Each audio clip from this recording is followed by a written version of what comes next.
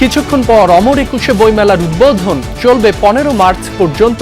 শিল্প সংস্কৃতির রাজনীতিকরণ সভ্য সমাজের পরিচয় নয় বললেন প্রধানমন্ত্রী। আমি বিশ্বাস করি শিক্ষা, গবেষণা এবং শিল্প সাহিত্য চর্চাকে রাজনীতিকরণ করা কখনোই সভ্য সমাজের পরিচয় নয়। প্রধানমন্ত্রী তারেক রহমানের সভাপতিত্বে মন্ত্রিসভার প্রথম বৈঠক। আইন শৃঙ্খলা, দ্রব্যমূল্য নিয়ন্ত্রণ সহ গুরুত্বপূর্ণ কিছু বিষয়ে আলোচনা ও সিদ্ধান্ত। নতুন গভর্নর মোস্তাকুর রহমানকে স্বাগত জানালেন বাংলাদেশ ব্যাংকের কর্মকর্তা কর্মচারীরা। ডেপুটি গভর্নর সহ উচ্চপদস্থদের সাথে বৈঠক। রাজধানীর হাজারীবাগে কিশোরী হত্যায় অভিযুক্ত সিয়ামকে কাঁঠালবাগান থেকে আটক, অস্ত্র ও রক্ত মাখা পোশাক উদ্ধার। আমার মেয়ের প্রেমে প্রস্তাব দিয়েছিল সম্ভবত একটা পোলা সিয়াম নাম, কিন্তু ওই প্রত্যাখ্যান করাতে হয় উন্ডালে আয় কাম করে কোবায় দিয়ে গেছে। আমি ফাঁসি চাই, আমার মেয়ের কঠোরতা বিচার চাই, আমার মেয়ের খুনের শাস্তি চাই। যুক্তরাষ্ট্রে আঘাত হানতে সক্ষম এমন ক্ষেপণাস্ত্র তৈরির চেষ্টা করছে ইরান। অভিযোগ মার্কো রুবিওর। তেহরানের সমরাস্ত্র প্রযুক্তির ওপর আরও নিষেধাজ্ঞা আরোপ।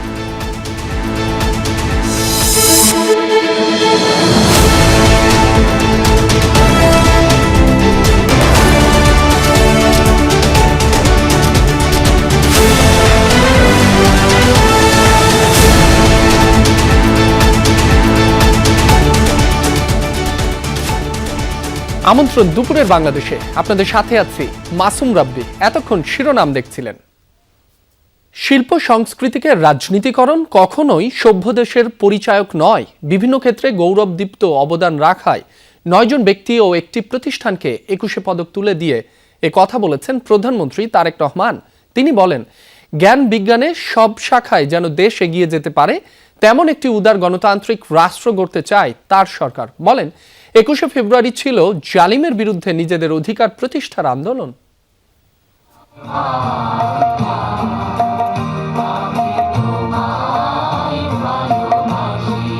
বাঙালি জাতীয়তাবাদের ভিত্তি রক্তঝরা ভাষা আন্দোলনের চেতনা চিরজাগ্রত রাখতে প্রতি বছর দেশপ্রেম ও মননশীল চর্চা সহ বিভিন্ন ক্ষেত্রে অবদান রাখা গুণীজনদের সম্মানিত করে আসছে রাষ্ট্র, যা দেশের দ্বিতীয় সর্বোচ্চ বেসামরিক পুরস্কার। এবছর 9 জন বিশিষ্ট নাগরিক ও একটি প্রতিষ্ঠানকে 21 পদক দেওয়ার সিদ্ধান্ত নেয় বিদায়ী অন্তর্বর্তীকালীন সরকার।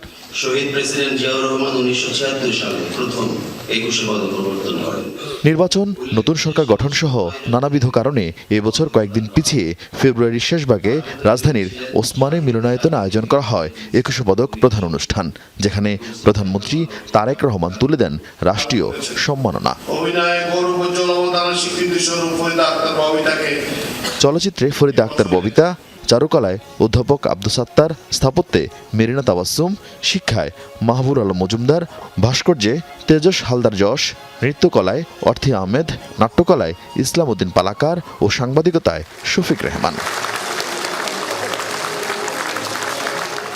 সঙ্গীতে মরণোত্তর রাষ্ট্রীয় সম্মাননা দেওয়া হয় ব্যান্ড লিজেন্ড আয়ুব বাচ্চুকে। প্রধানমন্ত্রীর কাছ থেকে পদক গ্রহণ করেন প্রয়াত এবির স্ত্রী ফেরদৌস আক্তার চন্দনা। এছাড়াও দেশের ইতিহাসে প্রথমবারের মতো হার্ড রক ধারার সঙ্গীতের দল হিসেবে 21 পদক পায় ওয়ারফেস। বিসমিল্লাহির রহমানির রহিম।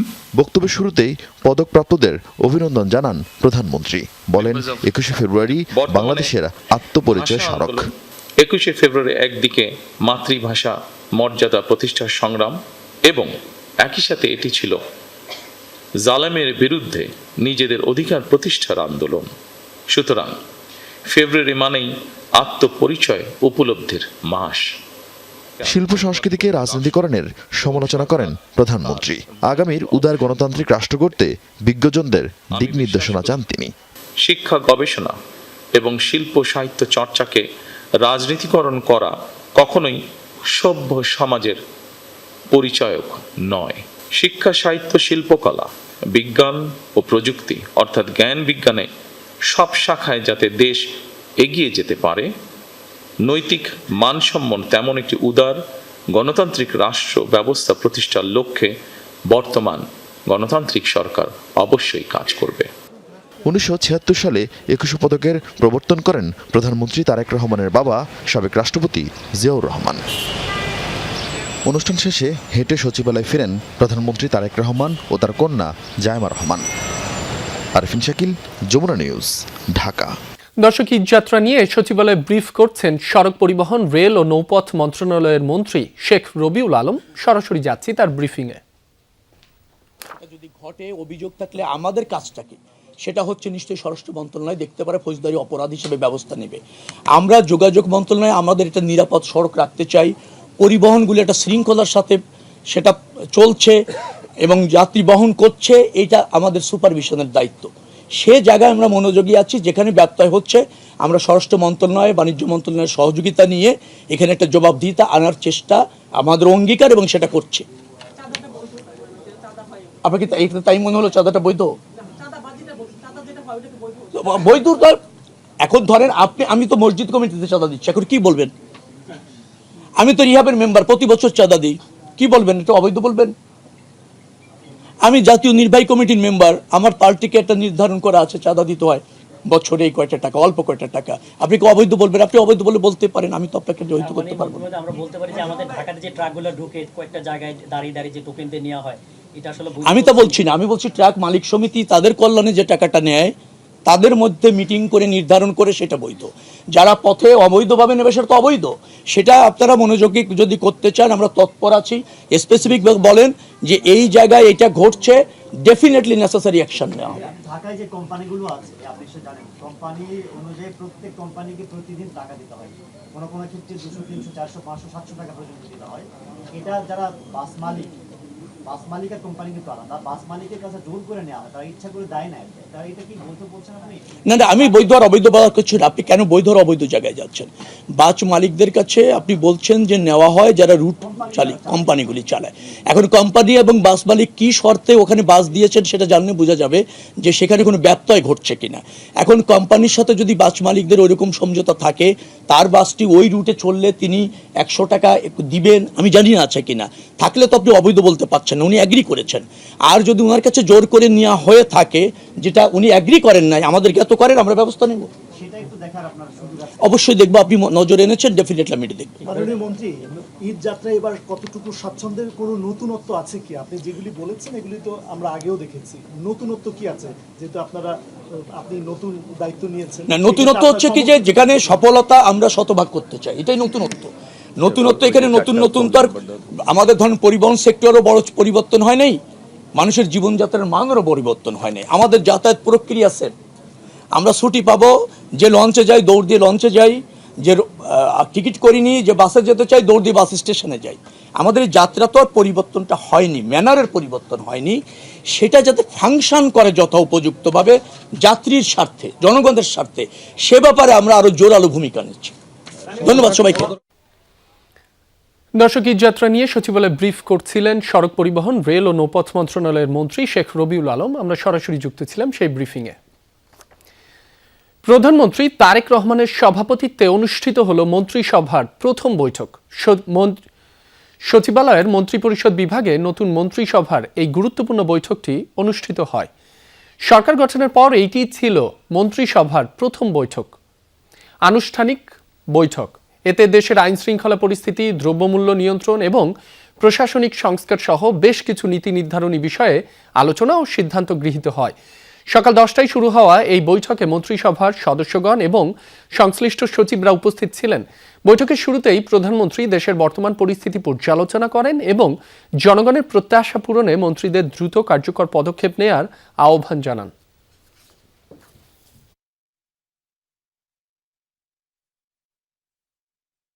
বাংলাদেশ ব্যাংকের 14তম গভর্নর হিসেবে দায়িত্বভার গ্রহণ করলেন মোহাম্মদ মোস্তাকুর রহমান। সকালেই তিনি বাংলাদেশ ব্যাংকে যান। এ সময় তাকে স্বাগত জানান উচ্চপদস্থ কর্মকর্তারা। সাংবাদিকদের প্রশ্নের জবাবে গভর্নর বলেন, কাজ শুরুর পর তিনি সবার সাথে কথা বলবেন। দিনের শুরুতেই তিনি বৈঠক করেছেন ডেপুটি গভর্নর, প্রধান অর্থনীতিবিদ এবং নির্বাহী পরিচালকদের সাথে। ব্যাংক ও আর্থিক প্রতিষ্ঠানের হালনাগাদ পরিস্থিতি অবহিত হয়েছেন। দুপুরের পর তিনি সচিবালয়ে যাবেন, অর্থ মন্ত্রণালয়ে, সেখানে একটি বৈঠক হওয়ার কথা।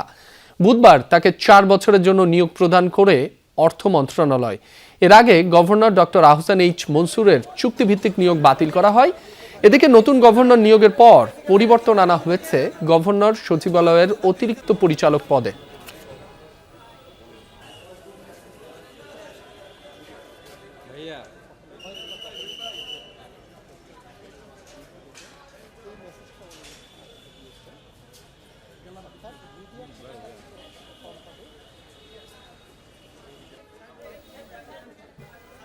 দর্শক, বাংলাদেশ ব্যাংকের ব্রিফিং চলছে, আমরা সরাসরি যাচ্ছি সেখানে। এখন যখন ডেপুটি গভর্নর এবং ইডি মহোদয়ের সাথে বক্তব্যের সময় বিভিন্ন জন তাদের বিভিন্ন মতামত প্রদান করেন, তারপর তাদের বক্তব্যের শেষে গভর্নর মহোদয় তার একটি বক্তব্য পেশ করেন। যেহেতু সভাটা ছিল অনানুষ্ঠানিক ধরনের, কারণ এটা অনেকটা ওরিয়েন্টেশন মিটিং, আজকেতে উনি প্রথম চেয়ার করলেন বাংলাদেশ ব্যাংকে এসে স্বাভাবিকভাবে, এবং তার এই ঠিক ফর্মাল মিটিং যেমন হওয়ার কথা, ইস্যুভিত্তিক বিভিন্ন ইস্যুভিত্তিক মিটিং হয়, এটাকে সেই ধরনের মিটিংয়ে ফেলা যাবে না। উনি প্রথমে এসে আমাদেরকে কিছু মেসেজ দিলেন এবং কিছু ভিশন, উনি কেন্দ্রীয় ব্যাংককে কী ধরনের কালচার দেখতে চান এবং কেন্দ্রীয় ব্যাংকের পাশাপাশি ইকোনমিটাকে কোন পর্যায়ে নিয়ে যেতে চান।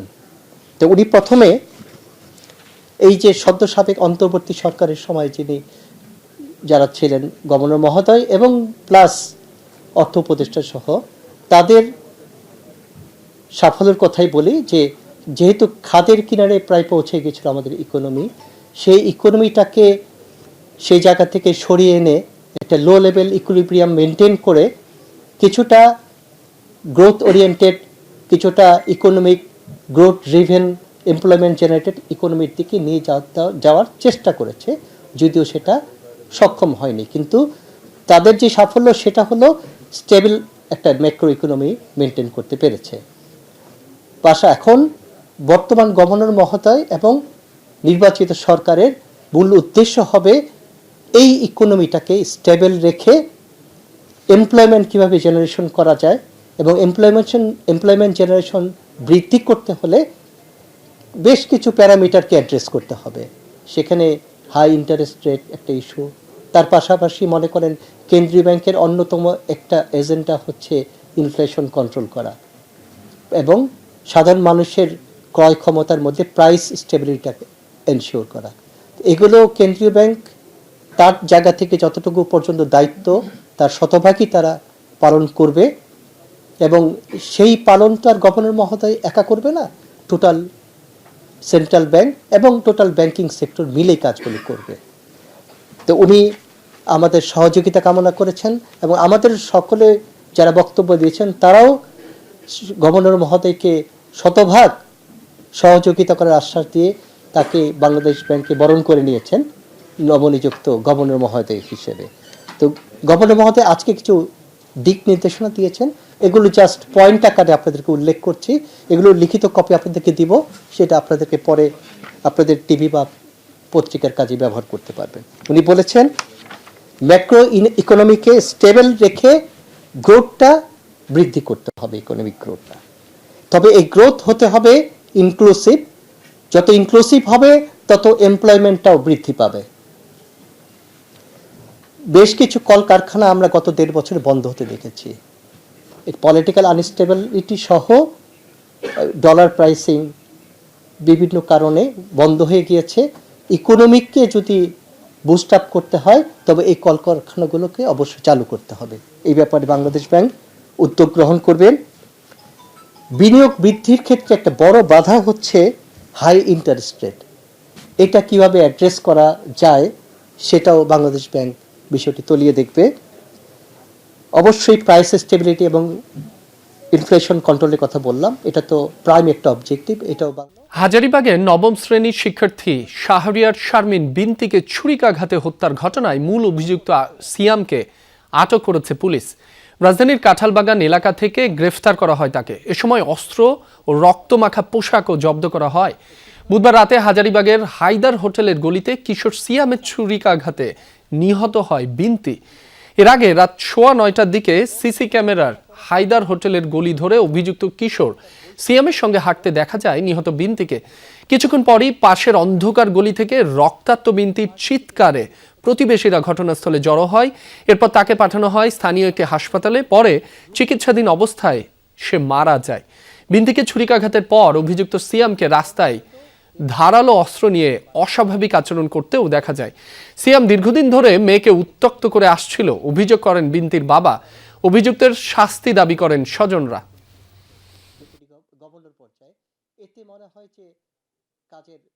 মনে করছি ছোট পোলাপান দুষ্টামি করতেছে ঠিক হয়ে যাইব, বুঝতে পারি না ওরা এত দূর যাইব। আমি ফাঁসি চাই, আমার মেয়ের কঠোরতা বিচার চাই, আমার মেয়ের খুনের শাস্তি চাই।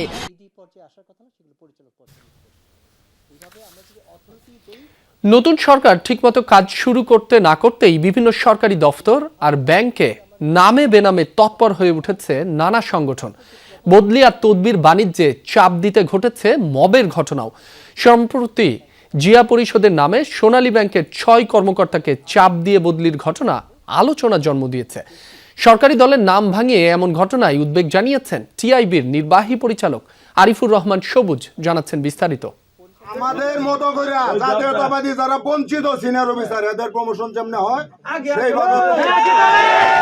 24-এর গণঅভ্যুত্থানের পর রাষ্ট্রায়ত্ত জনতা ব্যাংকের প্রধান কার্যালয়ের চিত্র এটি। কার কোথায় বদলি হবে, কারা পাবেন পদোন্নতি, উপব্যবস্থাপনা পরিচালককে তা ঠিক করে দিচ্ছেন ব্যাংকটির জিয়া পরিষদের নেতাকর্মীরা।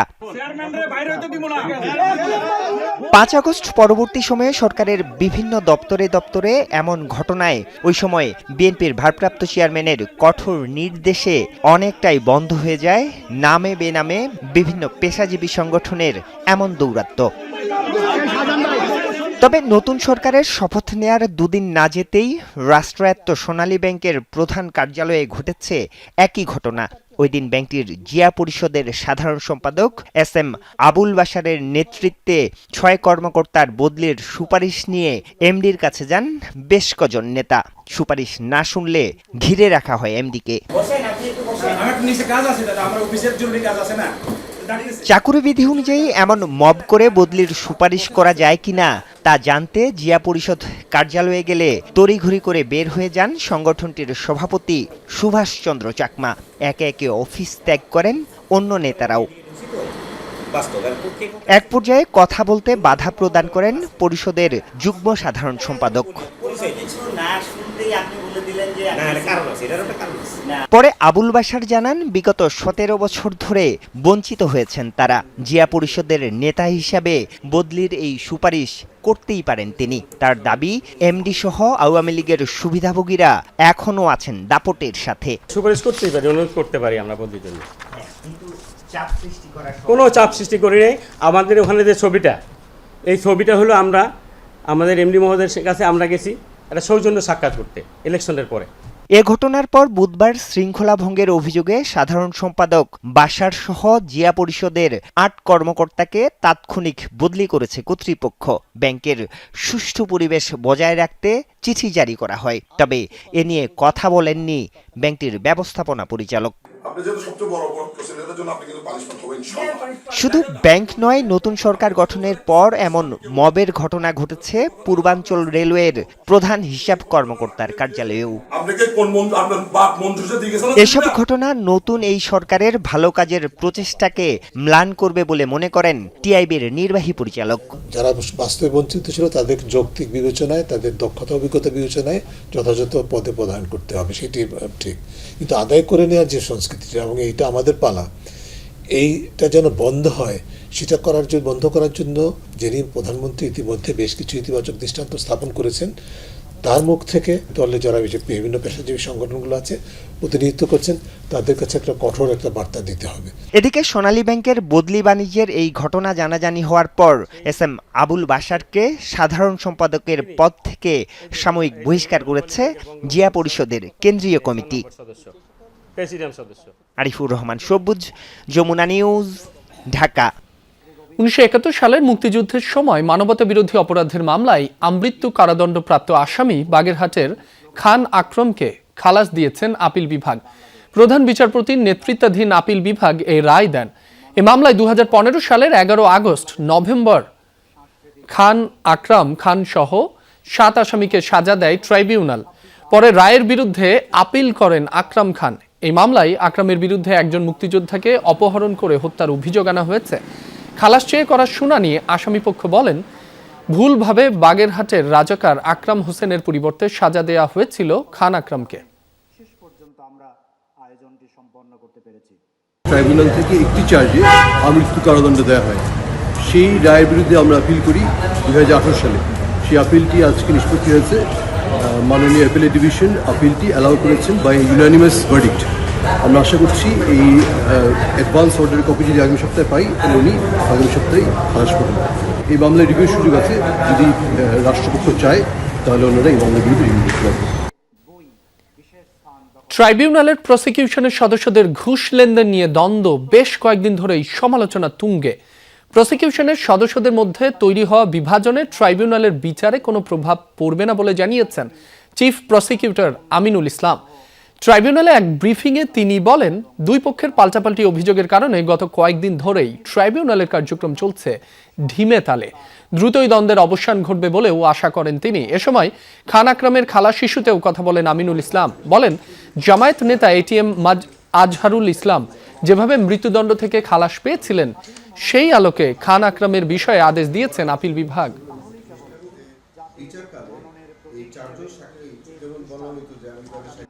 ধরে নেন এটা আমরা আইসিটি ট্রাইব্যুনাল আমরা যারা কাজ করি আমরা একটা পরিবারের সদস্য। আমাদের আভ্যন্তরীণ অনেক কিছু হলে হতে পারে, কিন্তু এইটা আমাদের বিচারের সাথে কোনো সম্পর্ক নেই। কোনো নির্দোষ মানুষ আমার দ্বারা বিন্দুতম কোনো হয়রানির শিকার হবে না, কোনো অপরাধী পার পেয়ে যাবে এই চিন্তা করে লাভ নেই। আজহারুল্লাহ সাহেবের কেসে একটা জাজমেন্ট হয়েছে আমাদের অ্যাপিলেট ডিভিশনের, এবং এই জাজমেন্টটা যেহেতু এখন পর্যন্ত বহাল আছে, এটা ওভারঅল না হওয়া পর্যন্ত we are bound by that judgement. কক্সবাজারে গ্যাস পাম্পে অগ্নিকাণ্ডে দগ্ধ 8 জনের মধ্যে 3 জনের অবস্থা আশঙ্কাজনক বলে জানিয়েছেন চিকিৎসকরা। 2 জনকে নেওয়া হয়েছে চট্টগ্রাম মেডিকেলের আইসিইউতে। এছাড়া দগ্ধ 4 জনকে হাসপাতালটির বার্ন ইউনিটে চিকিৎসা দেওয়া হচ্ছে। গত রাতে কক্সবাজারের কলাতলিতে একটি এলপিজি স্টেশনে আগুন লাগে। আগুন ছড়িয়ে পড়ে পাশের গ্যারেজ ও কয়েকটি বসত ঘরেও। খবর পেয়ে ঘটনাস্থলে যায় ফায়ার সার্ভিসের 8টি ইউনিট। আগুন নেভাতে তাদের সাথে যোগ দেন সেনাবাহিনী ও নৌবাহিনীর সদস্যরাও। 2 ঘন্টার চেষ্টায় নিয়ন্ত্রণে আসে আগুন। অগ্নিকাণ্ডে গ্যাস পাম্পের পাশাপাশি পুড়ে গেছে পাশের গ্যারেজে থাকা অন্তত 20টি যানবাহন ও কয়েকটি বসতঘর। স্থানীয়রা জানায়, গতকালই পাম্পটি উদ্বোধন করা হয়। এরপর থেকেই পাইপের লিকেজ থেকে গ্যাস বের হতে থাকে। মেরামতের চেষ্টা করেও ব্যর্থ হয় পাম্প কর্তৃপক্ষ। এক পর্যায়ে আগুন লেগে তা দ্রুত ছড়িয়ে পড়ে। দগ্ধ 8 জনের মধ্যে 2 জনকে প্রাথমিক চিকিৎসা দিয়ে ছেড়ে দেওয়া হয়। গ্যাস আগে থেকে সব দিকে ছড়ানো হয়েছে, তো ওরা এলাকাতে কোথাও মনে করেন যে কি সতর্ক করে নাই, ওনাদের গ্যাস যে ছড়াচ্ছে। উনি মানুষ উদ্ধার করার জন্য যাচ্ছিলেন আর কি ফায়ার সার্ভিসদের সাথে। যখন বিস্ফোরণ হয়েছে তখন ওনার গায়ে আগুন আসে। 6টা রোগীর মধ্যে হচ্ছে একজন 90% বার্ন, একজন 50%, একজন 40%, একজন 30%, বাকি 2 জন হচ্ছে 20%। আবার 6টা রোগীরই কিন্তু ইনহেলেশন ইনজুরি আছে। আমরা যেহেতু আইসিইউতে শিফট করে ফেলতেছি, আশা করি এই মুহূর্তে আমাদের ঢাকা পাঠানোর কোনো প্ল্যান নাই। আমাদের আইসিইউ পেয়ে গেলে পেশেন্টার বাকি ট্রিটমেন্ট অ্যাকর্ডিং টু প্রোটোকল এটা চলবে। চট্টগ্রামে অগ্নিদগ্ধদের জন্য নেই পর্যাপ্ত চিকিৎসা সুবিধা, তাই রোগী নিয়ে ছুটতে হয় ঢাকায়। এতে ভোগান্তির শেষ নেই রোগী আর স্বজনদের। 150 শয্যার নতুন পূর্ণাঙ্গ বার্ন ইউনিটের নির্মাণ কাজ শেষ হয়েছে 26%। চালু হতে সময় লাগবে আরো অন্তত 1.5 বছর। গেল শনিবার চট্টগ্রামের হালি শহরে এক বাসায় রান্নাঘরে জমে থাকা গ্যাস বিস্ফোরণে 9 জন দগ্ধ হওয়ার পর আরেকবার ফুটে উঠে চিকিৎসার দৈন্যতা। দগ্ধ প্রত্যেককে ঢাকায় জাতীয় বার্ন অ্যান্ড প্লাস্টিক সার্জারি ইনস্টিটিউটে পাঠানো হয়। সেখানে মৃত্যু হয় 5 জনের। শুধু এই ঘটনাই নয়, চট্টগ্রামে বড় অগ্নিকাণ্ড বা বিস্ফোরণে দগ্ধের ঘটনা ঘটলেই রোগীদেরকে চট্টগ্রাম থেকে ঢাকা পাঠাতে হয়। কারণ চট্টগ্রাম মেডিকেলে পোড়া রোগীদের চিকিৎসায় পর্যাপ্ত ব্যবস্থা নেই। পোড়া পার্সেন্টেজ যদি বেশি হয় সেক্ষেত্রে আইসিইউ সাপোর্ট লাগে। তো এই জন্য আমরা যদি আগে থেকেই যদি আমরা তাদেরকে যদি তারা ঢাকা চলে যেতে পারে, সেখানে যেহেতু বার্ন প্লাস্টিক ইনস্টিটিউটের ডেডিকেটেড বার্ন আইসিইউ অ্যাভেলেবল আছে তাদের জন্য, তাহলে সেক্ষেত্রে রোগীদের লাইফটা সেভ হওয়ার সম্ভাবনাটা বেড়ে যায় আর কি। কারণ আমাদের এখানে দেখা যায় বেশিরভাগ সময় আমরা যদি কল দিই তাহলে আইসিইউ বেডটা খালি থাকে না। সংকট নিরসনে চট্টগ্রাম মেডিকেল কলেজ হাসপাতালের পাশে চীনের সহযোগিতায় 150 শয্যার একটি পূর্ণাঙ্গ বার্ন ইনস্টিটিউট নির্মাণ কাজ চলছে। এখনও কাজ হয়েছে মাত্র 26%। নির্মাণ শেষ হতে লাগবে আরও 1.5 বছর। ওখানে থাকবে অত্যাধুনিক যন্ত্রপাতি যেগুলো আমাদেরকে চায়নারা দিবে। আর একটা হচ্ছে ওখানে যে মেশিন একটা থাকবে হাইপারবোরিক অক্সিজেন, বার্ন রোগীদের জন্য খুবই জরুরি চিকিৎসার ক্ষেত্রে, ওটা ওখানে থাকবে। এই ফেসিলিটিসগুলো যখন আমরা পেয়ে যাব ইনশাল্লাহ আমরা বার্ন রোগীদেরকে আর ঢাকায় তেমন একটা রেফার করতে হবে না। তারা আমাদেরকে হ্যান্ড ওভার করবে 2027 সালের নভেম্বর অথবা ডিসেম্বরের দিকে। এই কাজ প্রায় 6 তলা বিল্ডিংয়ের 2 তলা কাজ প্রায় শেষ। চট্টগ্রাম বিভাগের 11টি জেলার মধ্যে চট্টগ্রাম মেডিকেল কলেজ হাসপাতালেই শুধু বার্ন ইউনিট আছে। শয্যা সংখ্যা 26, তবে নেই আধুনিক যন্ত্রপাতি। যে কি আমাদের না তো সিরিয়াস সমস্যা না চিকিৎসার সমস্যা, বেশিরভাগ মেজরিটি দেখা যায় যে কি আমাদেরকে ঢাকায় প্রেরণ করে দেয়, ঢাকায় রেফার করে দেয়। আমরা চাচ্ছি যে আমরা যদি ঢাকা যেতে পারতাম তাহলে আমরা এখানে আসতাম না, আমাদের সেই সময়টা কিন্তু কম। আমরা চাচ্ছি যে যত সম্ভব এখানে চট্টগ্রামের ভিতরে একটা বার্ন ইনস্টিটিউট হোক। স্বাধীনতা 54 বছর পরেও যদি এখনও হচ্ছে শুনতে হয়, এটা অত্যন্ত দুঃখজনক। অনেক আগে পূর্ণাঙ্গ হাসপাতাল হওয়া তো উচিত ছিল। এটা আসলে এলাকার দাবি, আমাদের চট্টগ্রামের দাবি। শহীদুল সুমন, যমুনা নিউজ, চট্টগ্রাম। মাদারীপুরের শিবচরে আগুনে পুড়েছে গবাদি পশুর একটি খামার। স্থানীয়রা জানায় গত রাতে কান্দি গ্রামের কৃষক ওবায়দুল মোল্লার গবাদি পশুর খামারে হঠাৎই আগুন লাগে। মুহূর্তেই তা ছড়িয়ে পড়ে পুরো খামারে। পরে এলাকাবাসীর 1 ঘন্টার চেষ্টায় আগুন নিয়ন্ত্রণে আসে। খবর পেয়ে ফায়ার সার্ভিসের একটি ইউনিটও ঘটনাস্থলে যায়। বৈদ্যুতিক শর্ট সার্কিট থেকে আগুনের সূত্রপাত বলে প্রাথমিকভাবে ধারণা করছে ফায়ার সার্ভিস। অগ্নিকাণ্ডে পুড়ে ছাই হয়েছে 7টি গরু, 20টি হাঁস ও একটি ছাগল। প্রায় 15 লাখ টাকার ক্ষয়ক্ষতি হয়েছে বলে দাবি করেছেন খামার মালিক। সাম্প্রতিক সময়ে বরগুনায় জলদস্যুদের অস্ত্রের মুখে কয়েকজন জেলে অপহরণের ঘটনার পর আতঙ্ক ছড়িয়েছে মৎস্যজীবীদের মধ্যে। ভয়ে নদীতে মাছ শিকার করতে যাচ্ছেন না অনেকে। এই অবস্থায় কোস্টগার্ড, নৌ পুলিশের টহল ব্যবস্থা জোরদারের দাবি তাদের। এদিকে কোস্টগার্ড, র্যাব ও নৌ পুলিশের সমন্বয়ে কম্বাইন্ড অপারেশন পরিচালনার কথা জানিয়েছেন পুলিশ সুপার। দক্ষিণাঞ্চলের উপকূলীয় জেলা বরগুনা। বঙ্গোপসাগরের কোল ঘেঁষা এই জেলায় জালের মতো ছড়িয়ে আছে পায়রা, বিষখালী ও বলেশ্বর নদ নদী। তীরবর্তী এলাকার বেশিরভাগ বাসিন্দা মৎস্য আহরণের মাধ্যমে জীবিকা নির্বাহ করে। গত 8 জানুয়ারি সুন্দরবনের কটকা এলাকায় নৌকা নিয়ে মাছ ধরছিলেন পাথরঘাটা উপজেলার পদ্মা গ্রামের বাসিন্দা সিদ্দিক মিয়া। এ সময় হঠাৎই জলদস্যু জাহাঙ্গীর বাহিনীর লোকজন তাকে অপহরণ করে নিয়ে যায়। পরবর্তীতে নির্যাতন করে পরিবারের কাছ থেকে মুক্তিপণ আদায় করা হয়। খুব মারধর করছে। এরপর আমি কোথায় পামুটা, আমার এরকম অবদার পারে থাই, আমার 3টে বাচ্চা, আমার ঘর দুয়ার ভাঙ্গাচুরা, এগুলো বেচলেও তো আমার হইবে না। এই কারবারই আমাকে যদি মাছ না ধরতে পারি আমার কিভাবে কি চলবো, আমার সংসার কিভাবে চালামু। একইভাবে 21শে ফেব্রুয়ারি রাতে সুন্দরবন সংলগ্ন বঙ্গোপসাগরের মেহেরআলী এলাকায় মাছ ধরছিলেন 14 জেলে। এ সময় জলদস্যুদের উপস্থিতি টের পেয়ে পালানোর চেষ্টা করে তারা। পরে দস্যুদের ছোড়া গুলিতে আহত হয় 2 জন। এদিকে অপহরণের পর এখনো মুক্তি মেলেনি রুহিতা গ্রামের কয়েকজন জেলের। আমরা জাল কাটতে দিয়া দৌড় শুরু করলাম মন্তর, পিছন থেকে খালি গুলি করলাম। এই অঞ্চলে মূলত ডাকাতি হইতে গভীর সমুদ্রে, আর এখন ডাকাতিটা হইতেছে এখান থেকে গাঙ্গে নামলেই ধরে নিয়ে যায়। ঈদ সামনে রেখে জলদস্যুদের এমন কর্মকাণ্ডে আতঙ্ক বেড়েছে স্থানীয়দের। পরিবারের কথা ভেবে অনেকেই নদীতে মাছ শিকার থেকে বিরত থাকছে। এ অবস্থায় কোস্টগার্ড, নৌ পুলিশের টহল ব্যবস্থা জোরদারের পাশাপাশি জনপ্রতিনিধিদের হস্তক্ষেপ চান মৎস্যজীবীরা।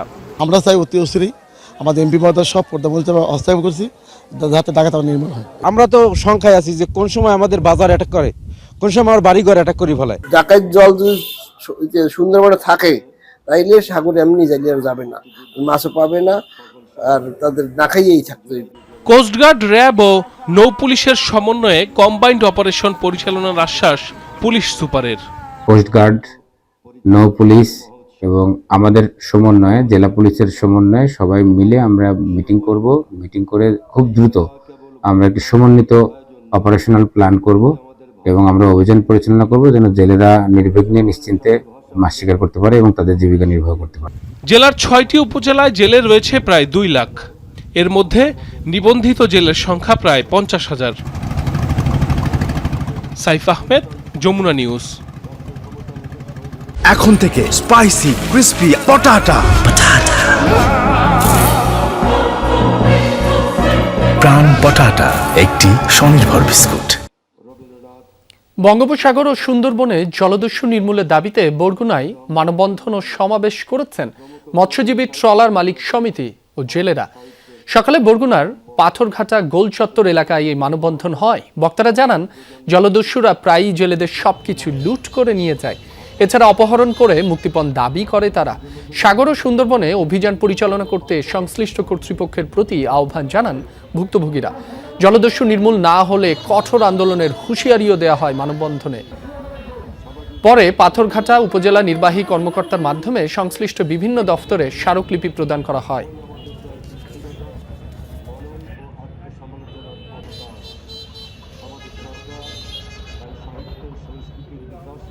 ফেনীর মহিপালে ঢাকা চট্টগ্রাম মহাসড়কে দুটি মালবাহী ট্রাকের সংঘর্ষ হয়েছে।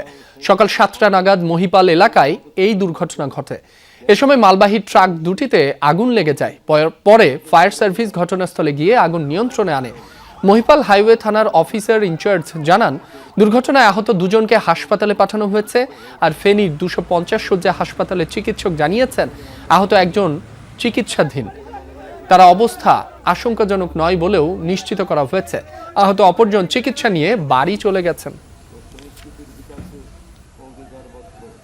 হিমাগার থেকে খুচরা বাজার সর্বত্রই আলুর দামে ধস নামায় লোকসানের আশঙ্কায় দিন কাটছে আলু চাষিদের। গত বছরও ওঠেনি উৎপাদন খরচ, এবার পরিস্থিতি আরও শোচনীয়। মুন্সিগঞ্জ থেকে রংপুর, দেশের প্রধান আলু উৎপাদনকারী অঞ্চলগুলোতে এখন কেবলই হাহাকার। অনেক ক্ষেত্রে হিমাগারের ভাড়ার টাকাও পকেট থেকে দিতে হচ্ছে কৃষকদের। ভোক্তা পর্যায়ে দাম স্থিতিশীল থাকলেও কৃষক পাচ্ছে না ন্যায্য পাওনা। আলু নিয়ে কৃষকের লোকসানের সংখ্যা কাটছেই না। এই মুহূর্তে খুচরা বাজারে পণ্যের দাম কেজি প্রতি 20 থেকে 25 টাকা। গত বছরের এই সময়ে দাম ছিল আরো বেশি। গেল বছর সরকার আলুর বাজার মূল্য 22 টাকা নির্ধারণ করলেও তাতে উৎপাদন খরচ ওঠেনি। ফলে আলুর দাম নিয়ে এবারও দুশ্চিন্তায় মুন্সিগঞ্জের কৃষকেরা। অন্যদিকে ন্যায্য দাম না পেয়ে আলু চাষে আগ্রহ হারাচ্ছেন রংপুরের চাষিরাও। এবার জেলায় ফলনও কম হয়েছে প্রায় 27,000 হেক্টর জমিতে। চাষাবাদ এখন ঋণগ্রস্ত করতে হইতেছে। আলু ক্ষেত মনে করেন কানিপতি খরচ যায় 2.5 লাখ, বিক্রি আহে 50,000 60,000। হিমাগার কর্তৃপক্ষ তো এটা আমলে নিবে না। এরা বলতেছে আপনাদের আলু হোক চাই দাম পান কিংবা না পান, ওনাদের মনে করেন এই ন্যায্য ভাড়া দিতেই হবে। 1 শতাংশ আলু লাগাইতে মনে করেন যত টাকা বিক্রি আসে এই তো মনে করেন 3 লাখ টাকা খরচ যায় বেশি। বলা হচ্ছে প্রতি কেজি আলু উৎপাদন খরচ 15 থেকে 20 টাকা, এর সাথে যোগ হয় হিমাগার ভাড়া। অথচ গেল মাসের শুরুতে কোল্ড স্টোরেজে পাইকারের দাম ছিল কেজিতে মাত্র 5 থেকে 8 টাকা। তার মানে খরচ আর বাজারের দামে বিস্তর ফারাক। 1 কেজি আলুতে 16 থেকে 17 টাকা আমাদের প্রোডাকশন খরচ পড়বে। কোল্ড স্টোরজাত করতে আমাদের 27 থেকে 28 টাকা খরচ হবে। এর পরবর্তীতে 27-28 টাকার পরে যদি দাম বাড়ে তাইলে আমাদের লাভ হবে, এবং যদি কমে তাইলে আমাদের লস হবে। আমাদের আলুর বিক্রিটা হয় শুধু মোকামের সাথে। ব্যাপারী আছে এখানে, এরা মোকামের সাথে মিল করে এখান থেকে নিজের আলু কিনে নিয়ে যায়, এখানে বিক্রি হয় না।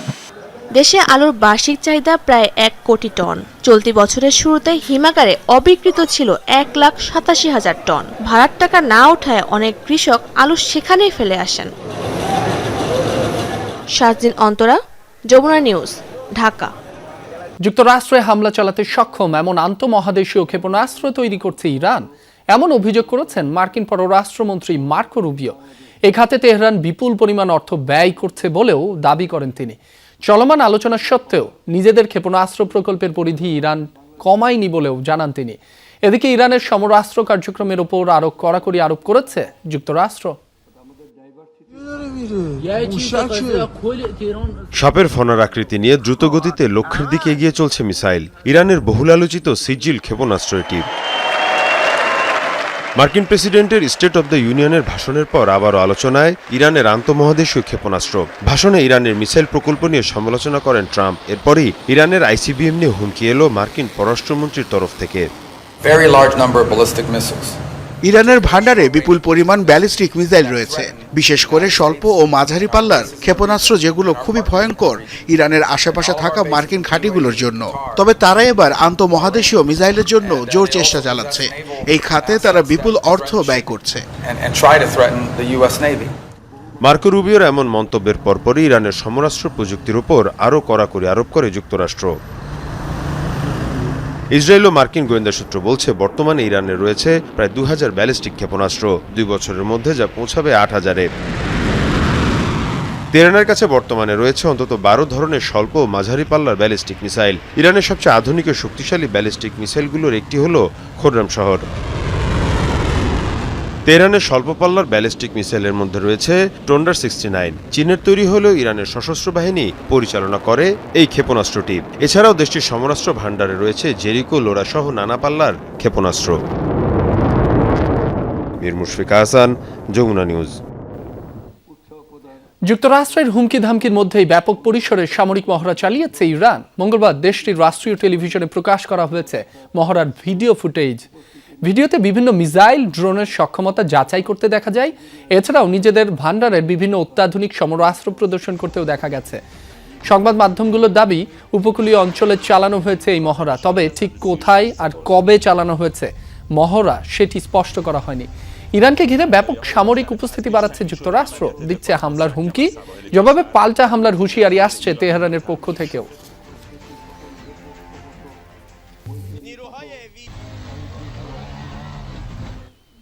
আবারও গাজার উদ্দেশ্যে রওনা দেবে ত্রাণবাহী নৌবহর। এবার বহরে থাকে শতাধিক নৌযান। বুধবার তুরস্কের ইস্তাম্বুলে আয়োজিত এক সংবাদ সম্মেলনে এই ঘোষণা দিয়েছেন ফিলিস্তিনপন্থী এই তথ্য অধিকার কর্মীরা। জানান, ইসরায়েলের নৌ অবরোধ ভাঙার লক্ষ্যে আগামী 12 এপ্রিল স্পেন থেকে তাদের যাত্রা শুরু হবে। ভূমধ্যসাগরের অন্যান্য বন্দর থেকেও বহরে নৌযান যোগ হবে। তাদের এই গাজা অভিযানে অংশ নেবে চিকিৎসক, স্বাস্থ্যকর্মী, শিক্ষাবিদ সহ বিভিন্ন পেশার স্বেচ্ছাসেবীরা। একই সময় স্থলপথেও 2টি দল যাবে গাজার উদ্দেশ্যে।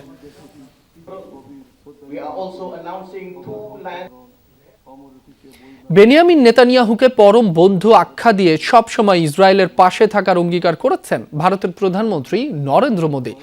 অন্যদিকে মোদীকে বন্ধুর চেয়েও বেশি ভাই বলে সম্বোধন করেছেন নেতানিয়াহু। 2 দিনের ইসরায়েল সফরের প্রথম দিন নেসেটে ভাষণ দেন মোদী। ব্যক্তিগত ও রাষ্ট্রীয় সম্পর্ক জোরদারের কথা বলেন দুই নেতা। ভারতের প্রধানমন্ত্রীর সৌজন্যে ইসরায়েলের বেন গুরিয়ন বিমানবন্দরে রাজকীয় সংবর্ধনা। অভ্যর্থনায় সস্ত্রীক বেনিয়ামিন নেতানিয়াহু। লাল গালিচা বেছানো সিঁড়ি বেয়ে নরেন্দ্র মোদী নেমে আসতেই করমর্দন আর আলিঙ্গন। বাঁধভাঙা হাসিতে দুজনের উচ্ছ্বাস স্পষ্ট। গাজায় গণহত্যার নির্দেশদাতা বেনিয়ামিন নেতানিয়াহু ঠাট্টাও করলেন স্ত্রী সারার স্যুট আর মোদির পকেট স্কোয়ারের রঙের মিল দেখিয়ে। বিমানবন্দরের অতিথি কক্ষে মোদিকে মহান বন্ধু আখ্যা দিলেন নেতানিয়াহু। 2017 সালে প্রথম ভারতীয় প্রধানমন্ত্রী হিসেবে ইসরায়েল সফর করেছিলেন নরেন্দ্র মোদী। এবার দেশটির পার্লামেন্ট নেসেটে প্রথম ভারতীয় প্রধানমন্ত্রী হিসেবে ভাষণ দিলেন তিনি। অঙ্গীকার করলেন সবসময় ইসরায়েলের পাশে থাকার। আমাদের দৃঢ় সম্পর্ক শুধু জাতীয় স্বার্থই রক্ষা করে না, বরং বৈশ্বিক স্থিতিশীলতা ও সমৃদ্ধিতেও অবদান রাখে। গাজায় গণহত্যা ইস্যুতে কিছু না বললেও 2023 সালে ইসরায়েলে হামাসের অভিযানের ঘটনা স্মরণ করে সমবেদনা জানান ভুক্তভোগীদের প্রতি। জোরালো সমর্থন জানান গাজার শান্তি প্রস্তাবের পক্ষে। ভারতের জনগণের পক্ষ থেকে প্রতিটি মানুষের মৃত্যুর ঘটনায় সমবেদনা জানাতে এসেছি। ভারত দৃঢ়ভাবে ইসরায়েলের পাশে আছে, এখনো এবং ভবিষ্যতেও। গাজা শান্তি উদ্যোগ একটি ভালো পথ দেখায়। ইসরায়েলের প্রতি অকুণ্ঠ সমর্থনের জন্য ভারতীয় প্রধানমন্ত্রীর প্রতি কৃতজ্ঞতা জানান বেনিয়ামিন নেতানিয়াহু। নরেন্দ্র, আমার প্রিয় বন্ধু, আজ এখানে আপনার সফরে আমি গভীরভাবে আপ্লুত। আপনি কখনো দ্বিধাগ্রস্ত হননি, পিছিয়ে যাননি, অজুহাত দেননি, ইসরায়েলের পাশে দাঁড়িয়েছেন। ধন্যবাদ বন্ধু। প্রতিরক্ষা, কৃত্রিম বুদ্ধিমত্তা, অর্থনীতি সহ বিভিন্ন খাতে পারস্পরিক সহযোগিতা বৃদ্ধির পরিকল্পনার কথা জানান নেতানিয়াহু। একসাথে একটি ঐতিহাসিক পথের দিকে হাঁটছি আমরা। নিরাপত্তা চ্যালেঞ্জ কেবল নয়, অর্থনীতি, বাণিজ্য, জ্বালানি, প্রযুক্তি, সাইবার, কৃত্রিম বুদ্ধিমত্তা ও মহাকাশ গবেষণায় নতুন উদ্ভাবনী পথ তৈরি করছি আমরা। 2014 সালে নরেন্দ্র মোদী ভারতের প্রধানমন্ত্রীর দায়িত্ব নেওয়ার পর থেকেই সম্পর্ক গভীর হয় ইসরায়েলের সাথে। 2018 সালে দিল্লি সফরেও গিয়েছিলেন নেতানিয়াহু। গত বছর বাণিজ্য সম্প্রসারণে দ্বিপাক্ষিক চুক্তি হয় দুদেশের মধ্যে। Dorothy Tasrin, Jamuna news. Israel সফরে গিয়ে নিজ দেশেই তোপের মুখে ভারতের প্রধানমন্ত্রী নরেন্দ্র মোদী। আইসিসি গ্রেফতারি পরোয়ানাভুক্ত আসামি বেনিয়ামিন নেতানিয়াহুর সঙ্গে দহরম মহরম সম্পর্কের জেরে কটাক্ষের শিকার হচ্ছেন বিরোধীদের।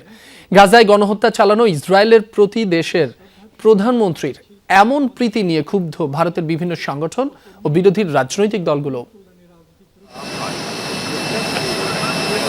9 বছর পর আবারও ইসরায়েলের মাটিতে পা রাখলেন ভারতের প্রধানমন্ত্রী নরেন্দ্র মোদী। গাজায় দীর্ঘ 2 বছরের আগ্রাসন, হত্যাযজ্ঞ, ইরানের সঙ্গে 2 দফায় যুদ্ধ, এর মাঝেই ভারতীয় প্রধানমন্ত্রীর ইসরায়েল গমন। সব মিলিয়ে এবারের সফর বেশ প্রশ্নবিদ্ধ। গাজায় হত্যাযজ্ঞ চালিয়ে 75,000-এর বেশি ফিলিস্তিনির প্রাণ কেড়ে নেওয়া ইসরায়েল থেকে যখন মুখ ফিরিয়ে নিচ্ছে বিশ্ব, ঠিক তখনই সেখানে সফরে গেলেন ভারতের প্রধানমন্ত্রী নরেন্দ্র মোদী। এ নিয়ে ক্ষুব্ধ বিরোধী দল কংগ্রেস। आप किधर देश को लेके जाना चाहते हो? প্রধানমন্ত্রী যদি ইসরায়েল সফরে গিয়ে নিজেকে বিশ্ব নেতা দাবি করেন, তাহলে গাজায় সংঘটিত হত্যাকাণ্ড সম্পর্কে ইসরায়েলের সাথে স্পষ্টভাবে কথা বলার সাহস তার থাকা উচিত। এটি আমাদের দেশের পররাষ্ট্র নীতিরও একটি অংশ। তাই যদি প্রধানমন্ত্রীর নৈতিক সাহস থাকে, তাহলে হত্যাকাণ্ড সম্পর্কে তার কথা বলা উচিত। 3 दिन में 4 অর্থনীতি সহ নানা ক্ষেত্রে ইরানের সঙ্গে বেশ সুসম্পর্ক রয়েছে ভারতের। পরমাণু ইস্যুতে যখন যুক্তরাষ্ট্র ইসরায়েলের সাথে ইরানের সম্ভাব্য যুদ্ধ পরিস্থিতি বিরাজ করছে, সে সময় মোদির তেল আবিব সফর নিয়ে কটাক্ষ করছেন বিরোধীরা। ইরানের সাথে যখন যুদ্ধ, তখন প্রধানমন্ত্রী ইসরায়েল সফর করছেন। সেখানে যাওয়ার কারণ কি? বিশেষত এই সংঘাতপূর্ণ অঞ্চলে যেখানে অন্য কেউ যায় না। তিনি কার নির্দেশে গিয়েছেন? এমন খবর পাওয়া যাচ্ছে যে আমরা গোপন প্রতিরক্ষা কাঠামো স্বাক্ষর করতে যাচ্ছি, যার সম্পর্কে ভারতীয়দের কাছে কোনো তথ্য নেই।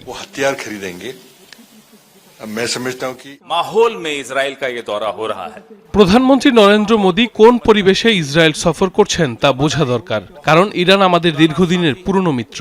যুক্তরাষ্ট্র যে কোনো সময় তাদের আক্রমণ করতে পারে, আর তিনি এখন ইসরায়েল সফর করছেন।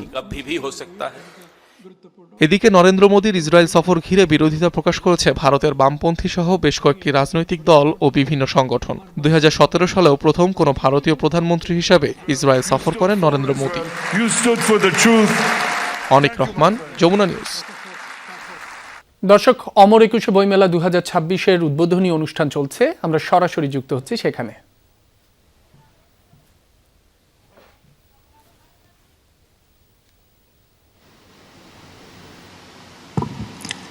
শিশু সাহিত্যে সামগ্রিক অবদানের স্বীকৃতিস্বরূপ বাংলা একাডেমি সাহিত্য পুরস্কার 2025-এ ভূষিত হয়েছেন জনাব হাসান হাফিজ।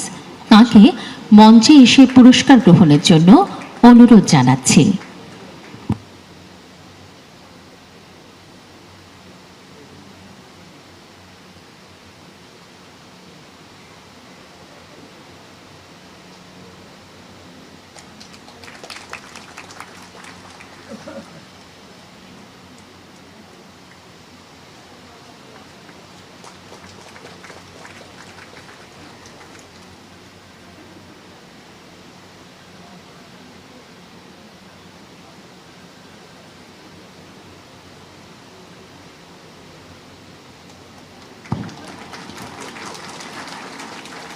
অনুবাদে সামগ্রিক অবদানের স্বীকৃতিস্বরূপ বাংলা একাডেমি সাহিত্য পুরস্কার 2025-এ ভূষিত হয়েছেন জনাব আলী আহমদ।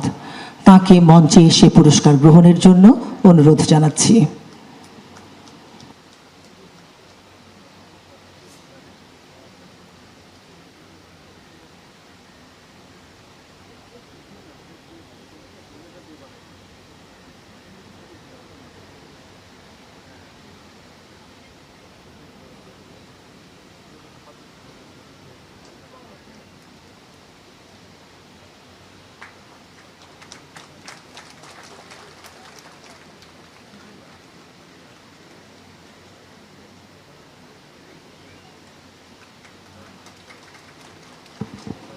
গবেষণায় সামগ্রিক অবদানের স্বীকৃতিস্বরূপ বাংলা একাডেমি সাহিত্য পুরস্কার 2025-এ ভূষিত হয়েছেন জনাব মুস্তাফা মজিদ এবং জনাব ইসরাইল খান।